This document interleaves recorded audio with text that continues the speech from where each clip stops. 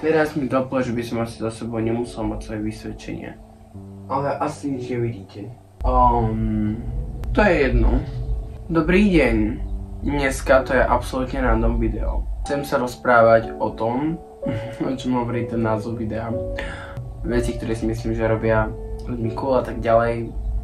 Úplne random nápad, ale proste mám také veci na ľuďoch, konkrétnych, po niektorých nie, po niektorých ľudí nepoznám, po niektorých o takých som počul a tak ďalej.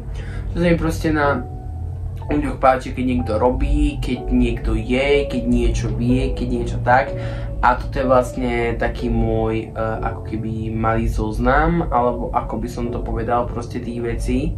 Sorry, ak ste náhodou v pozadí počuli nejaký hokot, ale mal som tu prievan a nechcem sa mi to znova uvádzať, takže proste poďme pokračovať. A dneska tu s vami budem piť kefír z tohto krásneho hrnčeka. Neviem, niečo už chuťo domova, vy to asi nevidíte, asi je to otočené zrkadlovo.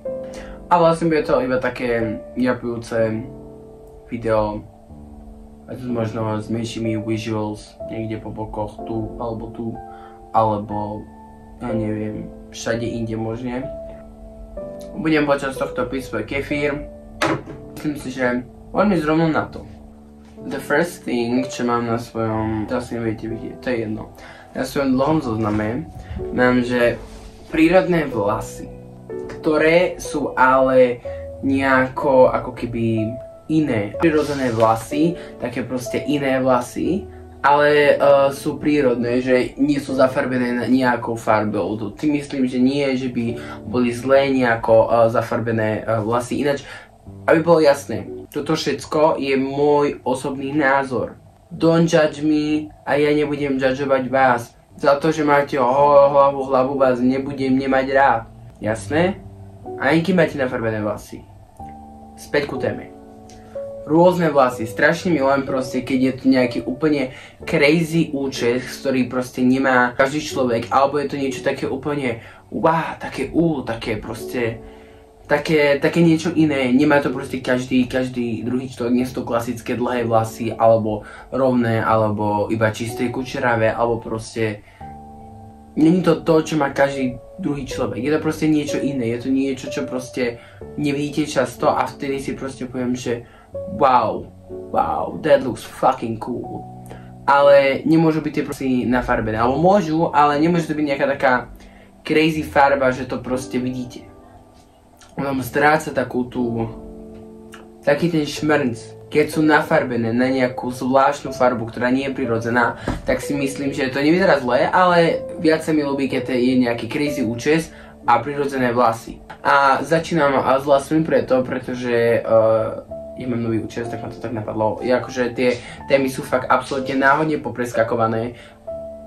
Úplne je to tam crazy, úplne random veci sú tam, ale tak ma to napadlo. Nie, že by som mal nejaký extrémne... Čo pípaš? Extrémne zvláštny účes, ale ja mám pocit, že mi tie vlasy už aj spadli. Dával som si do nich púder, pretože som to tak cítil. Mám ho objednaný a ešte som ho asi ani raz nepoužíval, takže som si proste do nich dal púder a mi už spadli, ale to je jedno, no.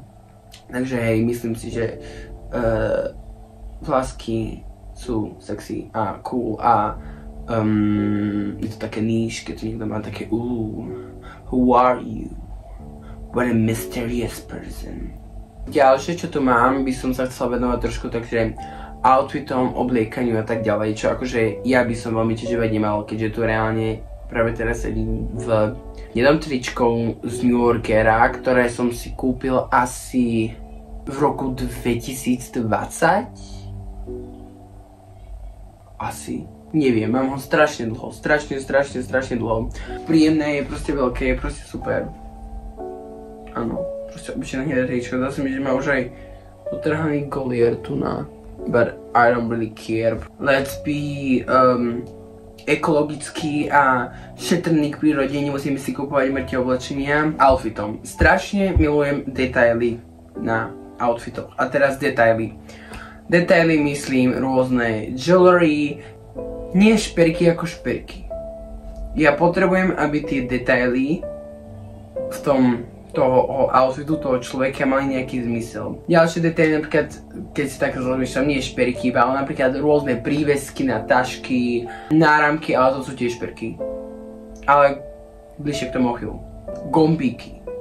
The way I love gombíky. Sám nenosím gombíky, nejaké špeciálne niečo také, ale úplne milujem, keď máte random tričko. Úplne predstavte si basic, obyčajné tričko a proste na ňom je gombík, nejaký úplne fancy, niečo úplne wow. A najlepšie na tom to, keď ten človek to tam prišije alebo proste pridá sám, že to proste ním pridané a má to proste taký príbeh, taký story, také proste je to proste autentické tomu človeku, taký nádych tomu kúsku, tomu outfitu, keď sú tam takéto veci.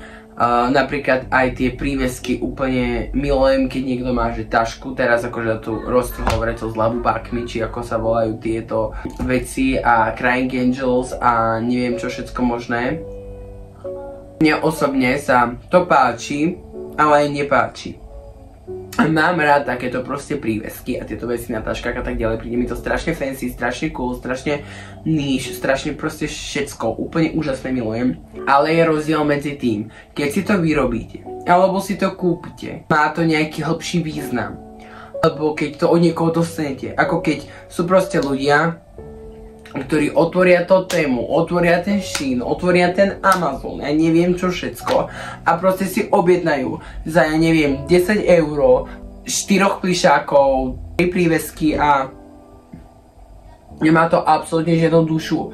Proste vyzerá to strašne, to prípada také umelé, také na silu. Nie, ale na druhej strane, story má to proste dušu, má to príbeh, tak je to úplne úžasné. Napríklad človek si dobre kúpil túto vec, ale neviem, kúpil som si tento prívesok, keď som bol tam a tam na dovolenke, alebo kúpil som si tento prívesok, keď som bol s tým človekom na tom a tom výlete, že proste tie veci sú viazané k nejakým príbehom, k nejakým spomienkam a tak ďalej, to mi príde fakt cool. Alebo keď od niekoho dostanete niečo vyrobený, nejaký prívesok, nejaký, to isté platí aj pre šperky, náramky a tak ďalej. Niekoho a že vám to toho človeka pripomína, tak sa mi to naozaj ľúbi. To ten človek sám vyrobí, to je tiež strašne cool a ešte keď to proste dobre vyzerá a tak ďalej a môže sa pochádzať, že oh yes, I made this na purse alebo taške alebo na kľúčoch, to je úplne jedno. Actually mne strašne baví takto rapovať, ja si z tohto spravím normálne sériu. Patrik rozpráva o random veciach a pije kefír. Musím tomu vymyslieť nejaký úžasný názov.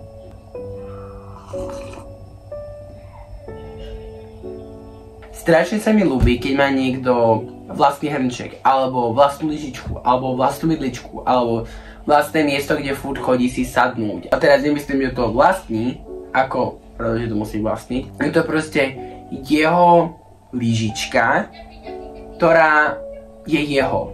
You know what I mean. Obľúbená lyžička, obľúbený hrnček, obľúbená miska, obľúbený tanier, obľúbené niečo. Príde mi to strašne cool.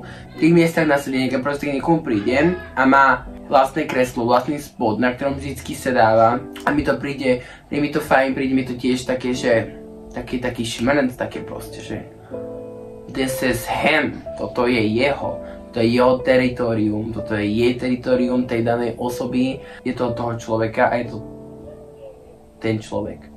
Poznám ľudí, ktorí majú že vlastnú obľúbenú lyžičku alebo vidličku po starých rodičoch.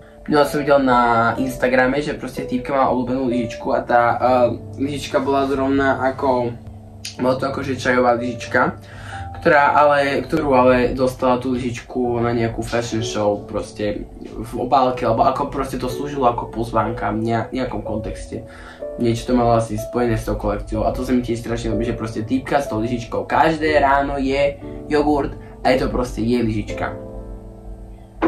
Oh, another thing ešte toto mám napísané úplne na random, ale it makes sense. Čo sa týka keramiky, veci, kuchyňa a tak ďalej, I absolutely love hlinené veci. Proste hlinené veci ako proste hlinené misky, hlinené lyžičky, hlinené hrnčeky, hlinené taniere. Mohol by som ísť, neviem ešte ako dlho. Nie hlinené ako... Počkej, hlinené. Nemyslím hlinené ako hliník, ale hlinené ako hlina. Z hliny, akože pálne, akože keramiku. Ručne robené keramické výrobky, prípada mi to strašne cool. Milujem misky, milujem hrnčeky, milujem všetko, prípada mi to wow. A ešte keď to niekto vie robiť, o môj bože, daj mi hrnček, ja ti za ňo dám všetky moje peniaze, všetko čo mám, ja mi urob hrnček od teba, od teba, ty mi urob hrnček. Prosím. Keď sa pri robení veciach, koničky alebo nejaké skills a tak ďalej, mám tu najprv urobenú časť, že art skills. It doesn't matter, aké art skill. Naozaj, keď proste niekto sa aktívne venuje umeniu, či je to od literatúry po maľbu až po ja neviem, čokoľvek. Móda, to je umenie. Či len tvorenie nejakých grafických dizajnov, alebo písanie kníh, Pane Bože, wow, alebo básničiek. A hudobné nástroje. I'm done. Končím. Zbožňujem. Zahrajme na gitare, na flaute, ukulele, na triangely, ja neviem. Myslím si, že je to strašne cool. Mi to prípada aj také privilegované, že sa niekto venuje umeniu. Takže nemusí to byť naplno, ale aj ako nejaký oddychový koníček. Aj keď naplno, tak to je akože iný masaker, že ten človek to dokáže zvládať a nevyhorí z toho. Ďalšiu vec, čo mám ku skillom, je prosím pekne šport. Actually, môže to byť asi akýkoľvek šport a mám také športy, že čo preferujem. Čo som, že wow, ty robíš to. Ale celkovo, keď akýkoľvek človek sa akokoľvek hýbe, podľa mňa je to strašne atraktívne, strašne cool. Či je to od boxu až po, ja neviem, šípky. I don't care. Imagine, že kým rozprávaš a proste si pravíte o plánoch a on ti povie, že no, ja mám stredu šípky o 8. It doesn't matter, či sú to šípky, alebo futbal, alebo basketbal, alebo tenis, alebo badminton, alebo ja neviem, plávanie. Plávanie je za mňa dosť fancy, akože plávanie je také, viete, že tu je, neviem, futbal for me a plávanie je niekde, you know. Môžem spraviť vlastnú epizódu, budem spraviť tier list podľa toho, čo si myslím, aký šport je úžasný. Ja, Patrik Solčelovský, ktorý nešportuje. Keď chcete tier list na športy, na outfity, na čokoľvek, to by ma bavilo robiť tier listy. Si to vyskúšame. Nejaké video bude ďalšie možno z tier listu. You never know. Je to tak, športy sú strašne hot. Yoga napríklad. Pilates, s tým sa teraz roztrhlo v rece, ale je to dobré. Hýbe so svojím telom, budeš zdravý. To je základ. Nejaký som spomínal, ale milujem kefír. Ďalej, že toho tu mám strašne veľa. A nevadí. Vybereme tieto posledné 3, čo tu mám, ktoré sú také, že fajné. Písanie knihy všade so sebou, aj keď nestiajú čítať. Mne to príde strašne cool, keď, ja neviem, sedí niekto na zastávke, sedí v triede, sedí na lavičke v parku, sedí kdekoľvek a proste si vyberie knihu. Pripadá mi to strašne cool a je to mnoho lepšie zabíjanie času a čakanie na nejakú vec, na niekoho, na niečo. Alebo len proste, keď niekto niekam ide, radšej zaplniť ten čas čítaním nejakej zmysluplnej knihy, či je to nejaká fantasy kniha, alebo ja neviem, básničky, alebo zbierka vtipov.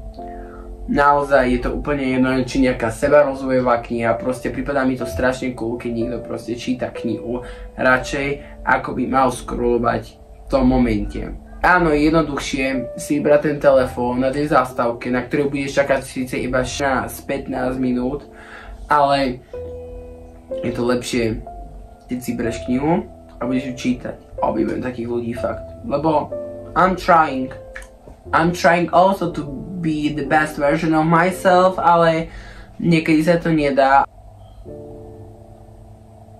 Si tú knihu neberiem. Nie niekedy, ale väčšinou. Ďalšiu vec, tu mám ako hobby, a to zbieranie akýchkoľvek vecí. To je extrémne cool.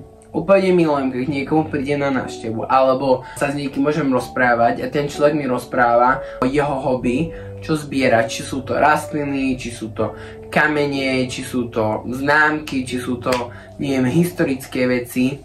Mám kamaráta, ktorý zbiera, prosím pekne, veci, hlavne akože z vojny, ale myslím, že má aj veci, čo sa týka povstania a proste také proste všeobecne vojenské veci, historické. Je to strašne cool. Nie, že ja by som sa o to nejako strašne zaujímal, ale ako proste je do toho žitý, že o môj bože, teraz som si kúpil takú helmu, alebo takú pracku, alebo takú zbraň, taký oblek, také proste niečo, prípada mi to strašne cool, alebo to isté aj s rastlinami, tiež kameňmi, minerálmi, naozaj je to úplne jedno, mincami, keď je to proste nejaká taká vec, že proste ten človek zbiera a má zbierku. Nejako mi zachádza slniečko, to sa mi nepáči.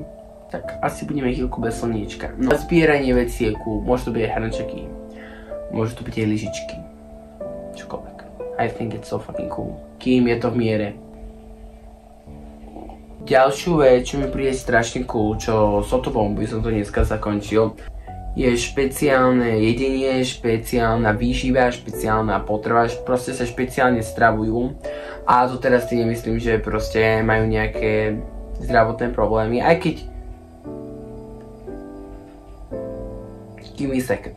Je strašne cool, keď niekto je buď vegán, vegetarián, alebo tí, ktorí ide ryby, ale nejde ostatné mäso, neviem ako to funguje, alebo proste majú carnivore,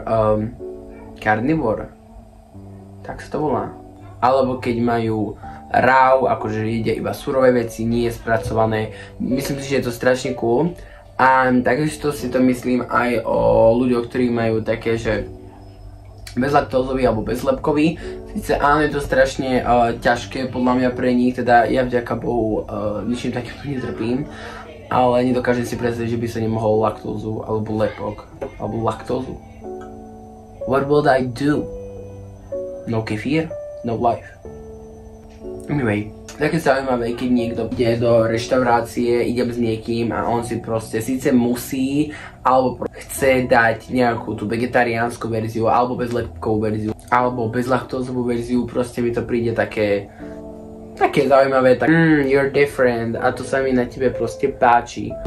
Ja by som to asi s týmto na dneska skončil. Ak budete chcieť ďalšiu epizódu mňa japovania o náhodných veciach, ktoré si myslím, že sú cool, alebo ja si budem častejšie točiť takéto videá, lebo to nie je absolútne náročné natočenie. Nemusím robiť nič, vlastne iba sedím a pijem kefy, ktorá je tam strašne málo. Stačil mi reálne celý tento hrnček na natočenie tohto jedného videa. Wow. Áno, myslím si, že by sme mohli skúšať nejaké tier listy, čo si myslíte? Lebo tier listy by mohli byť dobrá vec. Uvidíme, ako dopadne toto video, uvidíme, ako budeme mať odozvu. Píšte mi do komentárov, či vás takéto typ videí odo mňa bude baviť, nebude baviť. Či veľa rozprávam, či rozprávam blbosti. Chcem kritiku. Je to tak. Potrebujem sa zlepšiť. Čo najviac, ako to ide. A hej, áno. Majte sa. Mne sa ďalšieho videa. Dúfam, ak sa dožijem. Aj ty, ak sa dožiješ, môj diváčik. Pa, pa.